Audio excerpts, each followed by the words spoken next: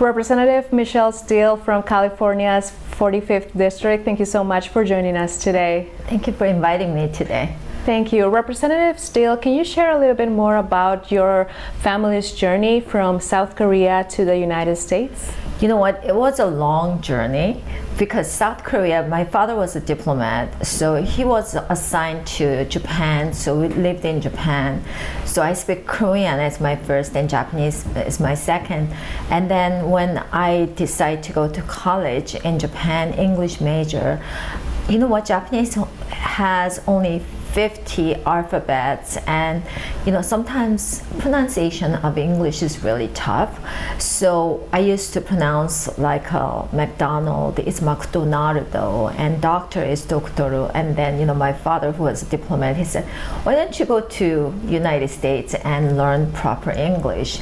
So he sent me here, and then he passed. So after that, my mother followed with my two younger sisters. That's the way our lives began in the United States. And actually, your parents are not really from South Korea. They had also experience in North Korea. They fled from North Korea, and because of the U.S. military, you know, all these servicemen and women, my mom went down to Busan. It's a south port city, one of the biggest port city in Korea, and my mother went there. Both of them came from different regions, but you know what, they met there, so they got married, and I am here. So I am so grateful to all that Korean veterans that who served in Korea.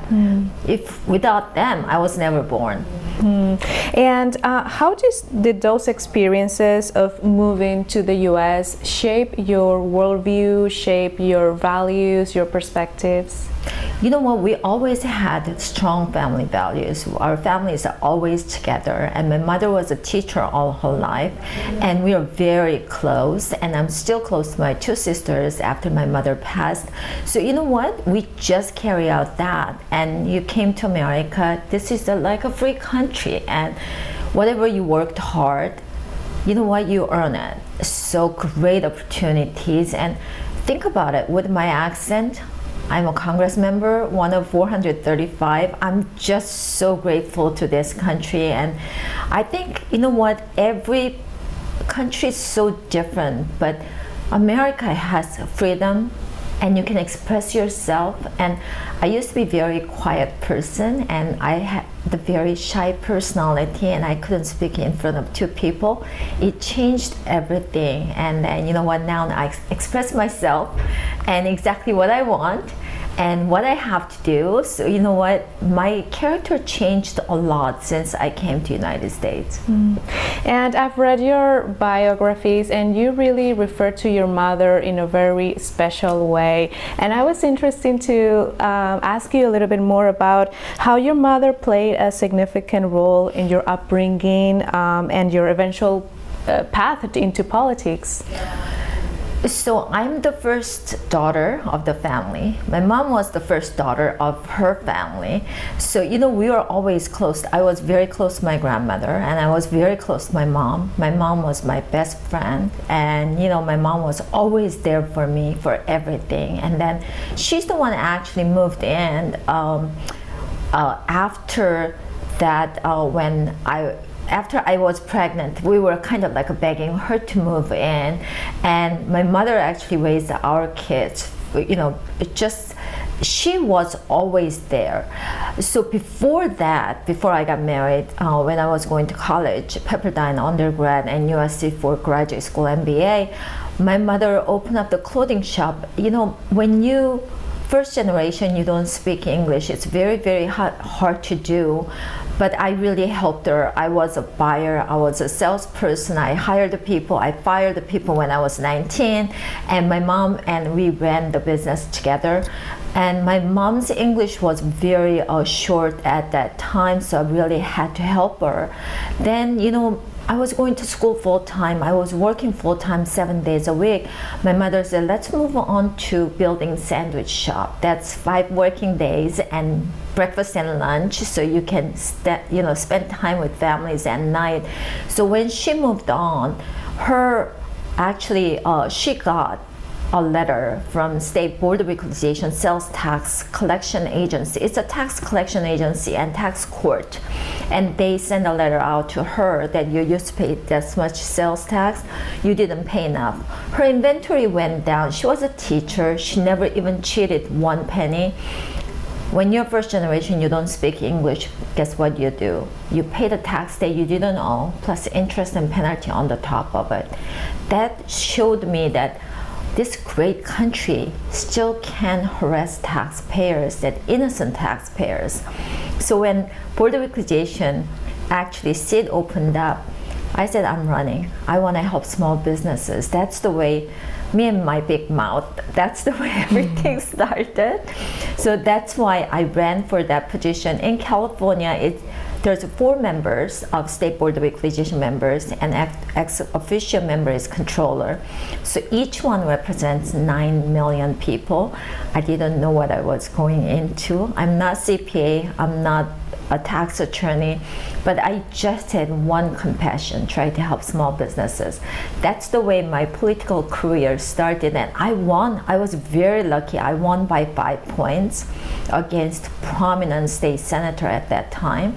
And I guess people really believed that, when I was talking about my experiences and I was going around, it's 5 different counties from LA, little bit of LA, Orange County, San Diego County, Imperial County, Riverside County, and half of San Bernardino County.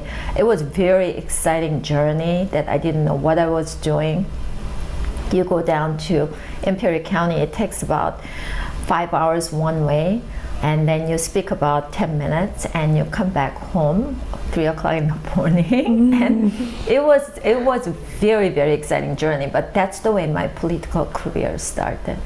And you've had a diverse career, as you said, serving on various public boards. How did those experiences prepare you for your path in Congress? You know what? It's all partnerships. It's a state, federal government, and local government, and I was supervisor of Orange County, 3.2 million people. You know what? Everything's partnership. Sometimes money flows from federal government to state, state to county. For example, during the COVID, and they were giving out the money, and then it went to the state coming. And then, you know what, I was at the local level, at the Board of Supervisors meeting, that at the county level, that, I knew exactly what Orange County needs. I knew exactly what cities do. I knew, so it really helped a lot. But it's all partnership. That how you're gonna work at the federal government, how you're gonna introduce the law, how you're gonna have a partnership with your own district, and how you're gonna have a partnership with city council members, supervisors, and state assembly members and state senators. So this is just like a great experiences that I went through that really helped me a lot. And you, as one of the first Korean American women elected to Congress, you've achieved what many have considered an American dream. You've actually spoke earlier about that. What does reaching that milestone mean to you personally? You know what, I am so grateful. This is all teamwork. You cannot do it by yourself. Even I'm working here, I have a great staff here that they are working together. I go back down to district office. It's, district directors and other field reps, they're doing great job. Even campaign side, that I have a great team. It's a teamwork that they built together, and I am just so grateful to everybody that where I came this far. And right now that I'm on 5 different committees, believe it or not. I'm on the Ways and Means Committee, I'm on Select Committee on Chinese Communist Party, I'm on Executive Commission on China, that's mostly human rights violations. You all know that Epoch Times and your entity is doing great job, try to reach out to the people that what they are doing awful job in China.